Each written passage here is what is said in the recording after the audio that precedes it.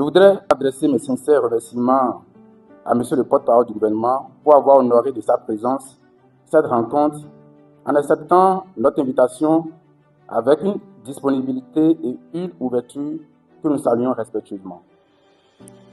Je salue avec respect et fierté cette initiative portée par un creuset de jeunes de notre cité, toute sensibilité confondue.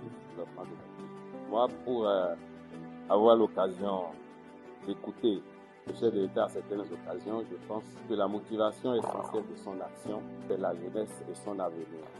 Je voudrais dire que c'est toute activité cessante qu'on doit venir à une activité comme celle-là. Et moi, ça m'interpelle à plusieurs titres. Déjà parce que c'est visage, c'est de notre visage qu'il s'agit. Parce que si vous parlez des pavés, les gens disent qu'on ne mange pas les routes, non?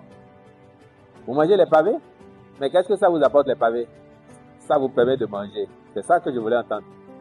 On ne mange pas la route, mais la route fait manger. Et effectivement, la ville est en train de se transformer, n'est-ce pas? Mais il n'y a pas que Ouida. C'est tout le Bénin qui se transforme. Si on veut progresser, on fait des efforts. On fait des sacrifices. Il y a deux types de dirigeants. Il y a les hommes d'État et il y a les politiciens. Les hommes d'État, eux, ils construisent les pays pour l'avenir. Ils se disent ce que je fais là. Est-ce qu'aujourd'hui et demain, ça apporte un plus à ma population? Le président a dit nous allons faire du développement équilibré. Donner un peu à chaque commune. Parce que les communes sont aussi comme les enfants de l'État. Bon, aujourd'hui, c'est Ouida qui est impacté, non? Vrai ou faux? Et soyez rassurés d'une chose. Le processus là, ça ne peut plus s'inverser. Ah, l'argent ne circule pas. Oui, l'argent ne circule pas, mais on travaille à améliorer les conditions. Si l'argent circulait comme avant, l'argent qu'on partageait entre politiciens, ce qu'on voit dans Ouida aujourd'hui, ce ne serait pas là. Parce que quand ils ont bouffé tout, avec quoi ils vont faire les travaux de développement?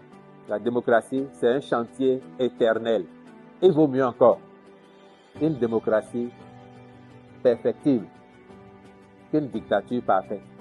Et qu'aujourd'hui, dimanche, je vais dire, mais des fiers. Vous ne savez pas ce que le président, pour son courage, et ce que nos ancêtres nous ont évité.